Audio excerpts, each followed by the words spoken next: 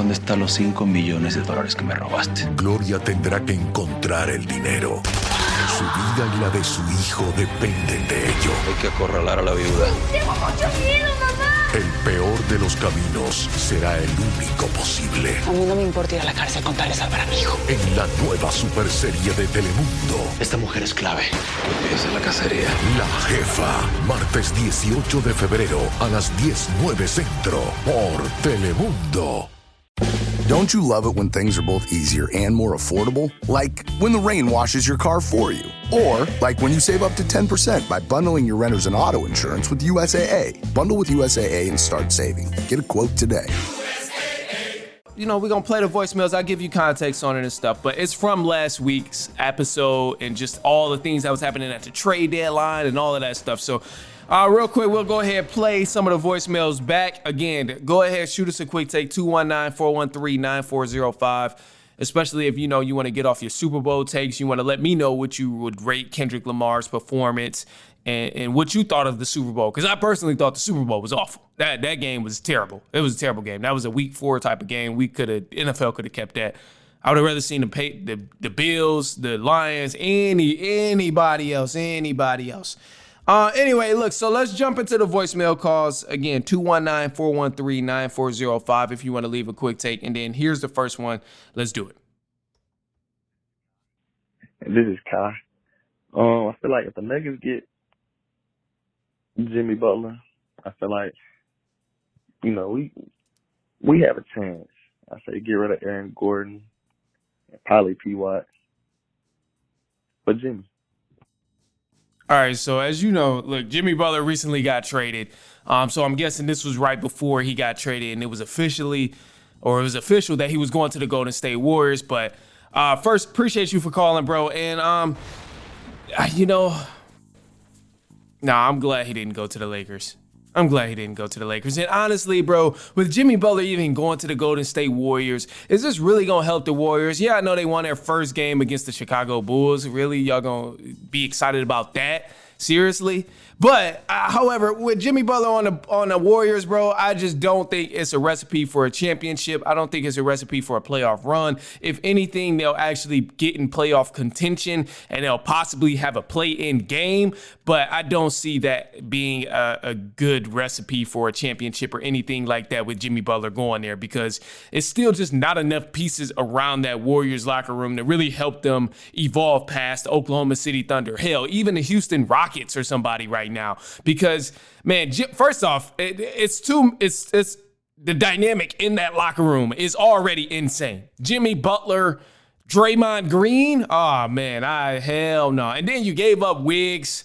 Like, I'm not a fan of that Warriors move, getting rid of Jimmy Butler. To me, it was odd, and it was a move out of desperation for the Warriors because they just trying so hard to get back to relevancy of winning games, but don't seem like that's actually going to be the case anytime soon for the Golden State Warriors, even though they did get Jimmy Butler. But, of course, appreciate you for calling. We got another voicemail. Let's go ahead and play it and see what they're talking about. Let's do it. My name's Uriah. It's good. My quick take real quick is I think that Kareem Abdul-Jabbar is the greatest Milwaukee Buck to ever play the game of basketball. And he's also the greatest NBA player of all time. Because he didn't have help. Because Magic Johnson was too busy getting his Johnson magic. Never mind. Hey, yo. You gotta chill, bro. Hey, yo. Come on, man. You gotta chill, dog. Well, whoa. Why you have to go there, bro? Why? I get you on, like you could have just left it at the Bucks and Kareem being the greatest, bro. But come on, bro. Why you had to go there with Magic, dog? You crazy for that? You know, you wild. You a wild boy. You a wild boy for that one. Anyway, to comment on the Bucks. Okay, first, yeah, let's go back. Let's go back to what you just said, because Kareem, greatest buck of all time, I'll take it. I'll accept it. I won't even debate you on Kareem being the greatest buck of all time. However, you started to push the limits just a little bit when you started saying greatest player of all time. Now, I know this is Kareem. This is Kareem Abdul-Jabbar, Lou Alcindor, all that. I get it. I've never got a chance to watch Kareem. I know he has some unstoppable moves, but I also know that he was playing with a lot of unathletic white men at that time. And I'm just saying, the game did eventually evolve, but if it wasn't for Magic Johnson, it's a good chance that Kareem would have never ever seen them last few championships, because Magic did come in and save the day. Kareem was on his last back few legs, moving like an old head. And if you go look at some of the highlights and stuff and just some of the clips from him at that time, bro, you can see it. He wasn't moving like no young man at that time. Everybody knows what a 24, 28-year-old man moves like. And that is not a 28, 29, 34. Like, he was moving like a 50-year-old. Let's keep it a buck, man. So I'm going to just say that. I was with you when you said he's the greatest Milwaukee Buck of all time, but greatest player of all time. I cannot give that to Kareem Abdul-Jabbar. The game has evolved way past what he was doing at the time, and that's just what the reality of the situation is. The game is going to continue to evolve, and right now, anybody who's arguing about the greatest of all time and they not saying that man LeBron James, then hey, bro, it's no point of even having a conversation, honestly, because I'm a big Kobe fan, and it took me years and years and years and years and years and years and years to even have the conversation that maybe LeBron was a little bit better all time than Kobe, but I've accepted the fate, and I think you need to do the same when you talk about Kareem Abdul-Jabbar being the greatest of all time, because it's still, before I even get to LeBron, I would even go Mike and Kobe. Like, I would still go put people above him, but I understand it. I understand the greatness, and above all, bro, you didn't have to wild out by saying Johnson was getting his Johnson played with like that. You crazy as hell for that. Crazy as hell. Anyway. Appreciate you for calling, though, Uriah, bro. Shout out to you, man. Thanks for leaving the take. All right, we got one more, man. This is the last one. Then we go wrap up. But here's what he had to say. Let's do it. What's going on, Manny? This is Jared calling in. Jared, what's good? So I truly do believe this is a win-win trade if I've ever seen one.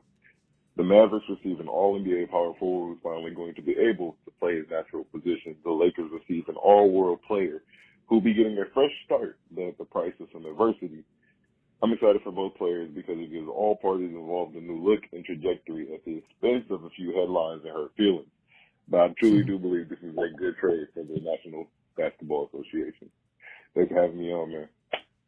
Of course, bro, and I'm gonna bring you back on. So first, let me give you a little context, and I'm gonna explain, and I'll talk to Jared a little bit more through the pod. But first things first. So he was commenting on the Anthony Davis and Luka Doncic trade. I think I got a chance to talk about that in the last episode. That might have been the last one that I was able to record, but honestly, bro, that trade just threw the entire schedule off of what I had planned that week in my absence. But man, it was crazy. So. I agree with you, though, Jared. That's a fair trade between both teams. I think the Mavs getting Anthony Davis is solid for them. They get an all-time big guy that plays both sides of the ball. And Luka Doncic, even though there's some rumors about him struggling with his weight, still gets a lot of benefit from going to the Lakers. I mean, they get to build a new team around Luka Doncic, and he's there with LeBron. Maybe can pick up some stuff about how to maintain his weight and be all right.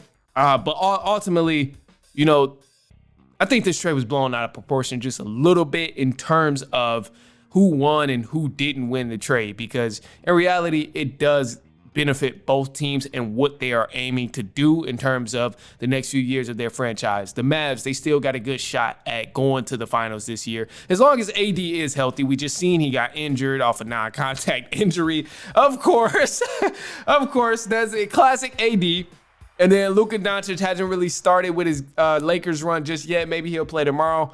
But other than that, I mean, I think both teams do benefit, and we just won't really know how it works out until time plays its part. Because who's to say Luka doesn't get fat, as the Mavericks are predicting? Who's to say Anthony Davis doesn't go on to win the Mavs 2 championships? Who's to say Luka Doncic doesn't go on to win the Lakers 2 championships? And AD never plays again because he's always hurt. So it's like only time is going to be able to tell for these answers to questions, or these questions, answer these questions that we don't have answers to. So yeah, man, we'll see. But no, above all, I think you're absolutely right. Definitely a fair trade on all sides. And there was a bit of an overreaction in terms of what the Mavs lost, but I understand it because losing your star player and just, man, having your star player traded when he's played his heart and soul for your team, got him to a conference finals, and also lost them a championship. I get it. Because I would be torn if the Pistons traded Cade Cunningham. I don't care who it was for. I would be torn because that's a homegrown guy, you know? So I get it for the Dallas Mavericks, man, but hey, that trade is up. So y'all got to figure it out from there.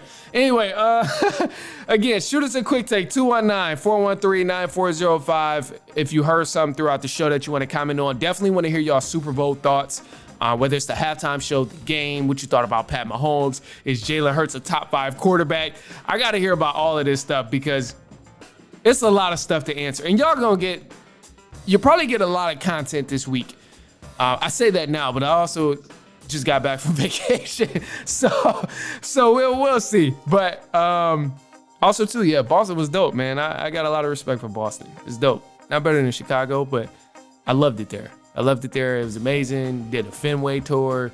You're going to have to just check the IG because I'll post more stuff on there. But give me a sec, bro, because I'm terrible at posting, but it's going to be up there in a sec. So check out the IG at The Run Podcast. You can check out the personal as well at I am Manny Wilson. And then a positive note, I do got to leave y'all on a positive note as always.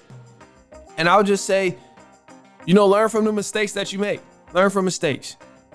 For example, Jalen Hurts and the Eagles, they played the Chiefs a couple years ago and they lost. They got beat. Jalen Hurts, he played the Chiefs again and he prevailed. He won. He learned from the mistakes of everything that happened in a previous game against the Chiefs a couple years ago, and now he ultimately ended up being victorious. So I'm gonna just say, learn from your mistakes as you go. Don't be too hard on yourself when you do make mistakes. I mean, we all make mistakes. Ain't nobody perfect, but just make sure you sit back, evaluate, and think about how you can get better next time you come across that similar situation. So learn from your mistakes. Accept that however you want to accept it. And other than that, man, yeah, we'll be back this week, all throughout the week, most likely, especially if more stuff continue to go down in the NFL as I'm predicting. But yeah, definitely excited about that. Anyway, share this with a cousin, a brother, an aunt, an uncle, a niece, a nephew, coworker, friend, family member, a cousin, anyone you know. I promise you they are not going to mind. And yeah, man, that's all we got. But we'll be back later on this week, and so on and so on and so on.